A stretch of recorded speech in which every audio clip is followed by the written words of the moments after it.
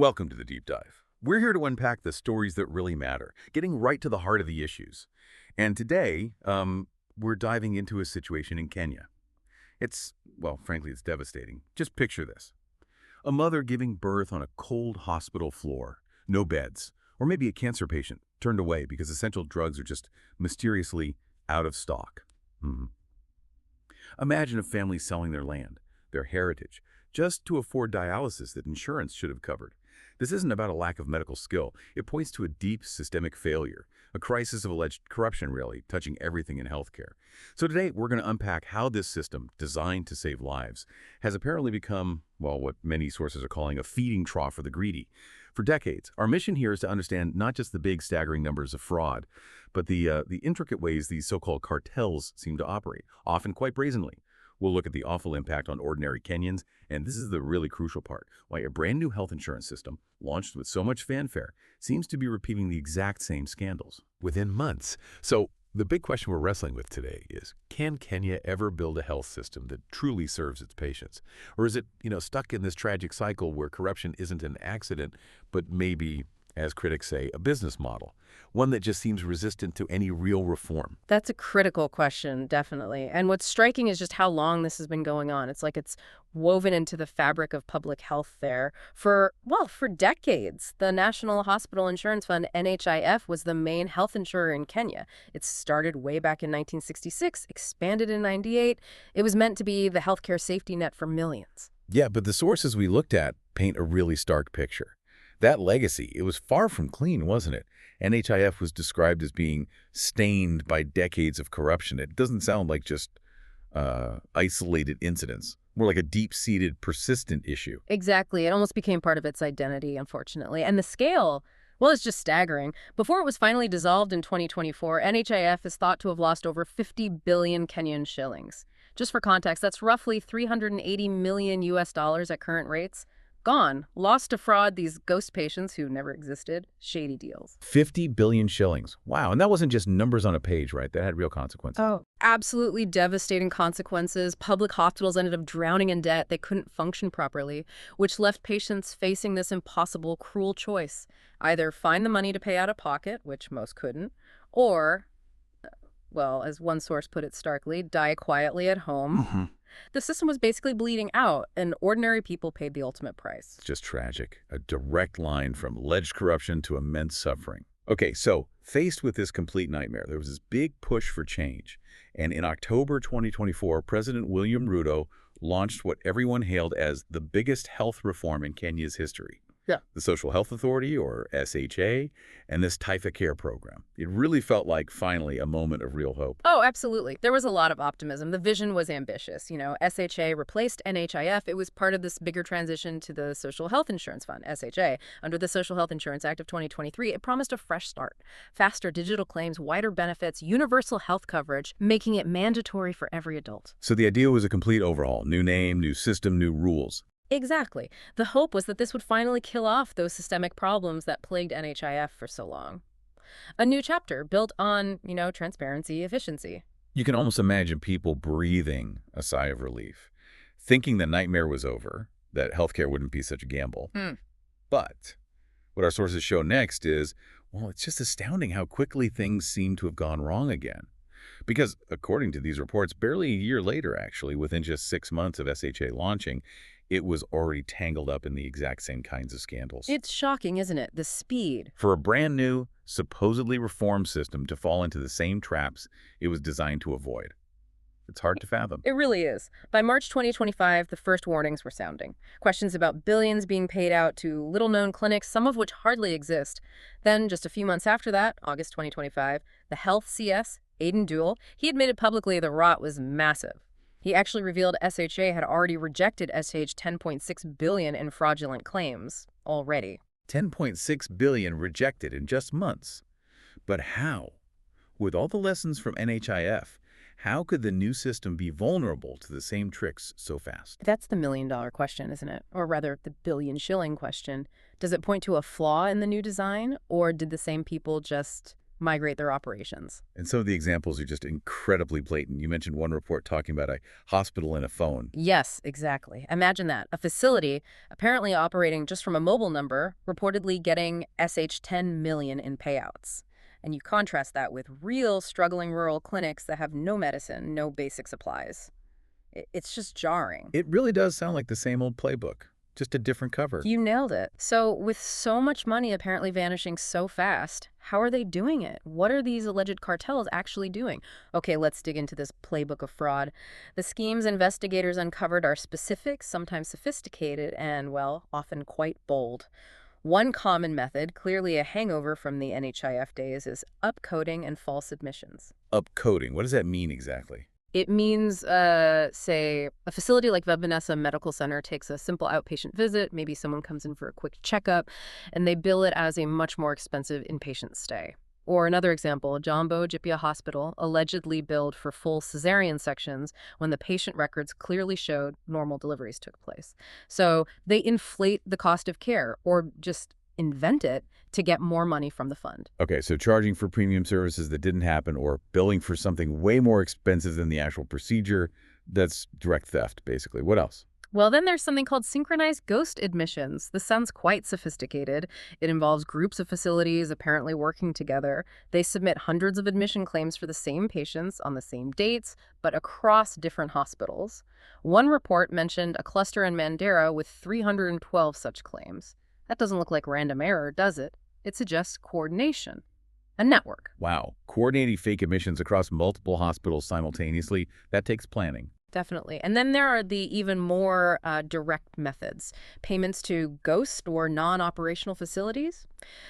Investigators flagged suspicious payments. One involved money being sent to a site that journalists went to check out and found it was just a thicket, literally overgrown bushes, not a hospital. A thicket got paid. You can't make this stuff up. It seems not. And maybe the most worrying part is that audits show so many of the old NHI-style tricks just popped right back up, like nothing was learned. Things like ghost services, billing for treatments never getting unauthorized access into the system, messing with the online portals. There was an old NHIF case mentioned cost nearly 30 million shillings through portal manipulation. Those tricks are apparently still viable in the SHA system. So it really does support that idea critics have, that this isn't just random opportunism. It's structured.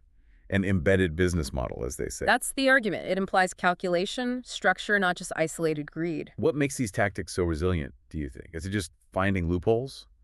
Or something deeper? Lack of accountability? Complicity? I think it's a combination, probably. They exploit known weaknesses in the system, sure. Maybe especially in the chaotic early days of a new system like SHA.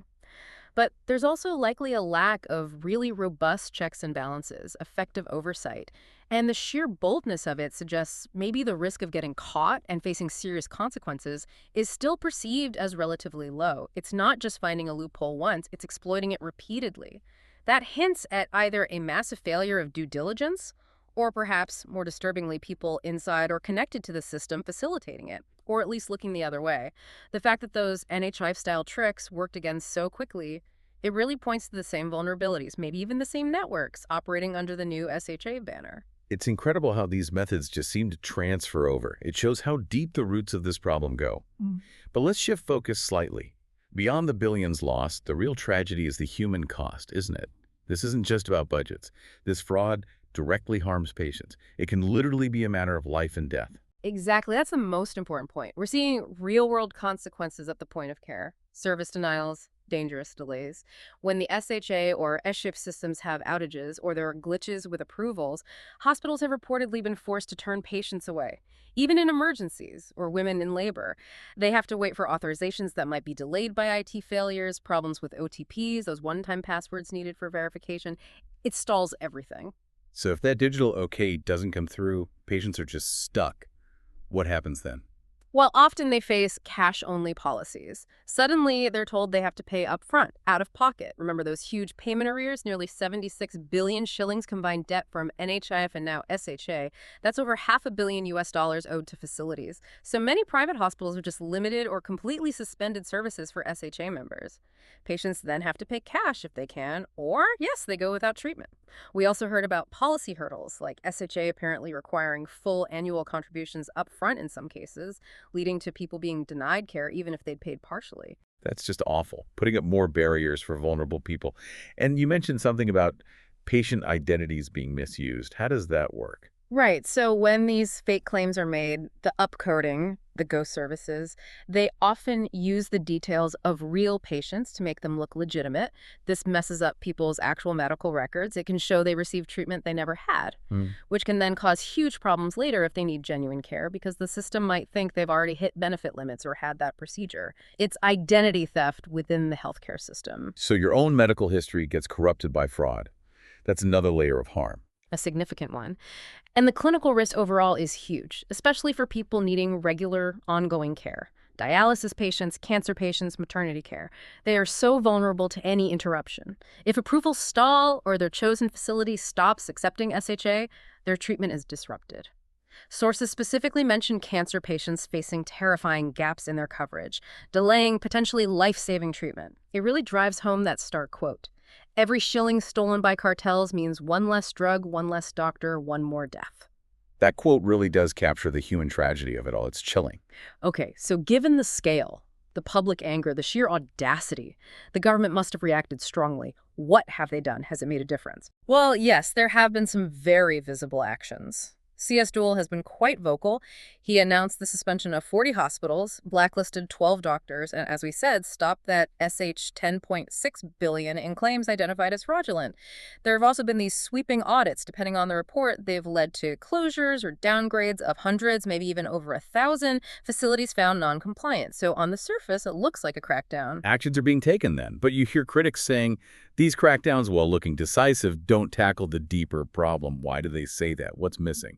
That's the core criticism, exactly. Opposition leaders are calling SHA NHI reloaded. The argument is that these actions, while necessary perhaps, are reactive. They don't fix the underlying system weaknesses. For example, there was that whole controversy about data integrity. Reports claimed SHA payment data or registry details were taken down online, though SHA denied any data loss. That kind of thing really erodes public trust. But maybe the most jaw-dropping detail came from the Auditor General. They reported that the government does not even own the SH $104 billion IT system running SHA, despite spending billions on it. Hold on. The government doesn't own the core IT system for its national health insurance, after spending 104 billion shillings on it. Apparently not, according to the Auditor General's report. What does that even mean? What are the implications for security, for control, for actually fixing the system if they don't own the technology running it? The implications are huge, potentially. If you don't own the system, do you have full control over the data? Over security protocols? Over the algorithms processing claims? It raises massive questions about vulnerability to manipulation, data privacy, vendor lock-in. Basically, who is really in control? Can the system be properly secured and adapted for Kenya's needs if it's essentially managed externally? It suggests a really fundamental vulnerability right at the foundation of this new system. It certainly doesn't build confidence that the deeper problem is being addressed when the core infrastructure itself seems, well, not fully under government control. No, it really doesn't. It feels like trying to fix a house built on shaky ground.